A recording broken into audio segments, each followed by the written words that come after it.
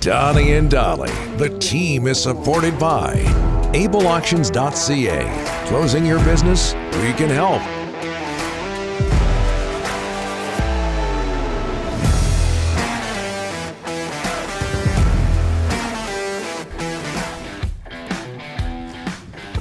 Okay, I think I've got this right. All of our guests today, including Ken Holland of the Edmonton Oilers, standing by. Brought to you by the Bayside Oceanfront Resort, located oceanside in beautiful Parksville.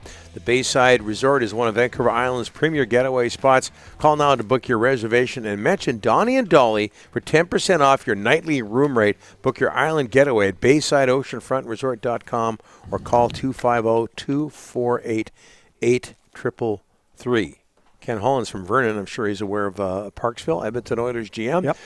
Canucks in Edmonton tomorrow to take on the Oilers. Thanks so much. You've been so cooperative with us through the years, Ken. Thanks so much for joining us. How are you? Good. Nice to be with you guys. You bet. How would you describe your level of optimism going into tomorrow? Well, definitely very excited. You know, it's always an exciting time of the year to get the league started. Excited to watch games tonight, a couple of games around the league, and obviously the Canucks are in here tomorrow night. So very, very excited and nervous. I think it's a hard league to be in the top 8 or top 16 out of 32. So excited, but certainly know it's going to be a dogfight to be a playoff team. But we're excited to get going. Well, you were a playoff team last year. You won a couple of rounds, made it to the Western Conference Final. What did that playoff run do for your team, Ken? Well, I think it gives us confidence. It doesn't put any points on the board. Everybody starts from scratch tonight, and we all got to play 82 games to play our way back in. But I certainly think it gives our team some confidence, that we did get to the Final Four. But we were out of the playoffs in January, and then I had to make a coaching change, and we played at a high level to play our way in. But I think it gives us some confidence. But other than that, you got to go do it on the ice. Former Red Wings goaltender, former Hartford Whalers goaltender. You're an old netminder, Ken, or a young netminder, I should say. What convinced you to put your faith in Jack Campbell?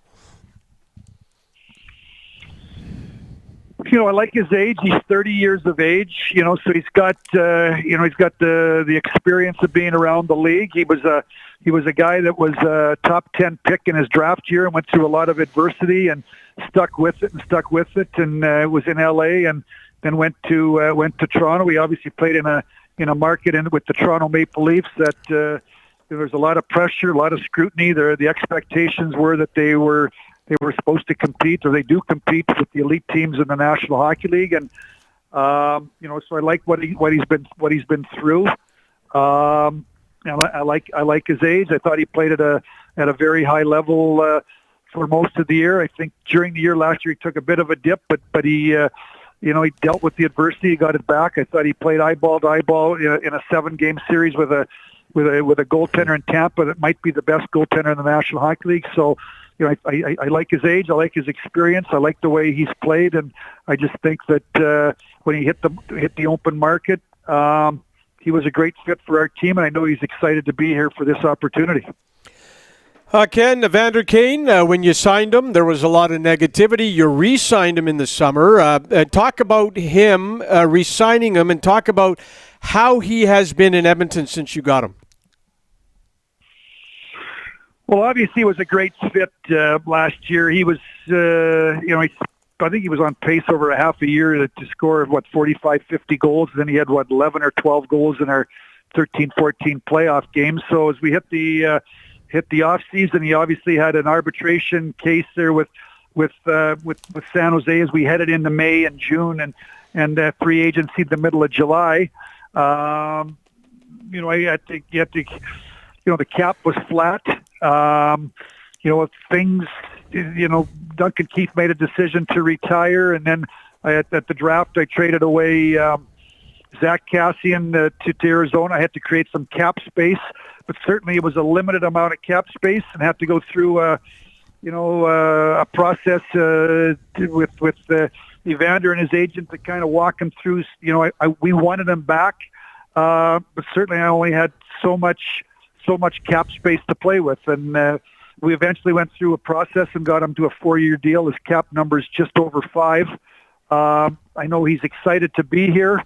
We're excited to have him. He's a great fit with Connor. He can score goals. He brings some physicality, and he can provide a lot. He can go. He's a net front guy, so it was a great fit. He's excited to be here, and we're excited to have him back.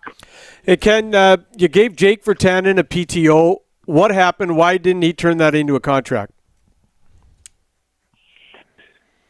Well, anytime you come on a PTO, you've got to take somebody's job, and Ty is going to go to someone that's got a contract. And I thought he played. I thought early on, he played about 4 or 5 preseason games. I thought early on he played okay, and then I thought he played better in the last couple of games. But ultimately, we made a decision that. He didn't play well enough to take somebody's job.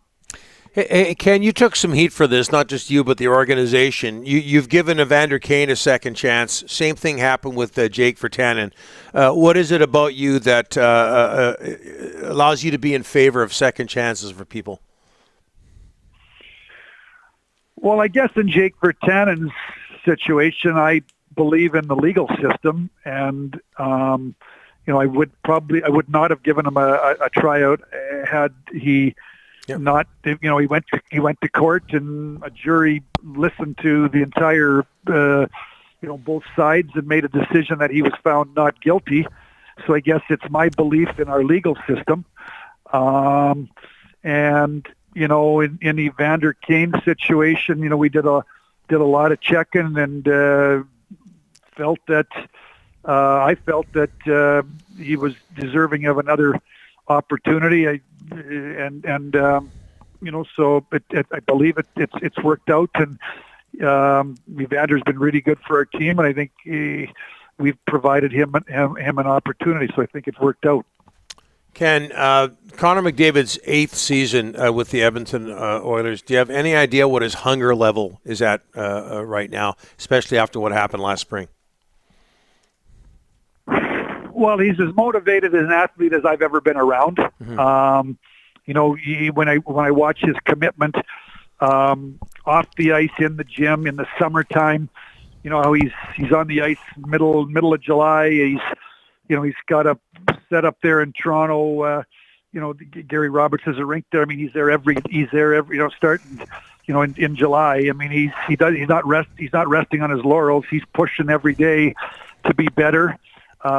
He's motivated for team success. I think he understands that for us to have team success, there's things that he has to do for us to beside put points on the board. The 3 years that I've been here, he's worked incredibly hard at maybe the areas of the game that he'd like to get better at. I know that one summer he hired someone to come in and help him on face-offs, and But he's an incredibly motivated athlete, as motivated as, and I've had the pleasure to be around a lot of, incredibly motivated athletes, and we won 4 championships in Detroit while I was there. So I think that speaks, personally, I think it speaks volumes when I tell you that he's as motivated an athlete as I've ever been around, year-round driven.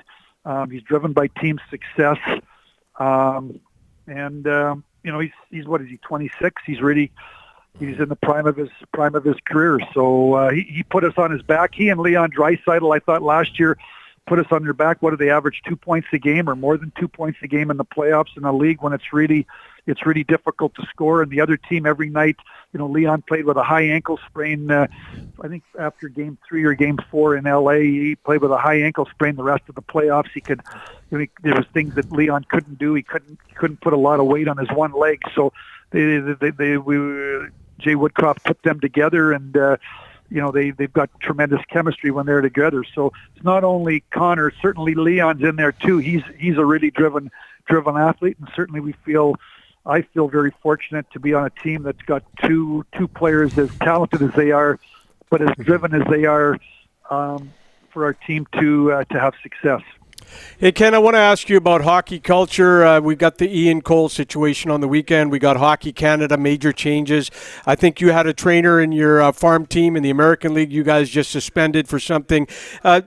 Ken, what is going on? Is it hockey culture? Is it isolated cases? What's going through your head when you see all these things happening in the hockey world? Well, I think we've got to continue, all of us, in people of, I'm a general manager, people in positions, we're very, very lucky to be in this game, whether Hockey Canada, and we've got to make sure we're setting example, we're doing things right.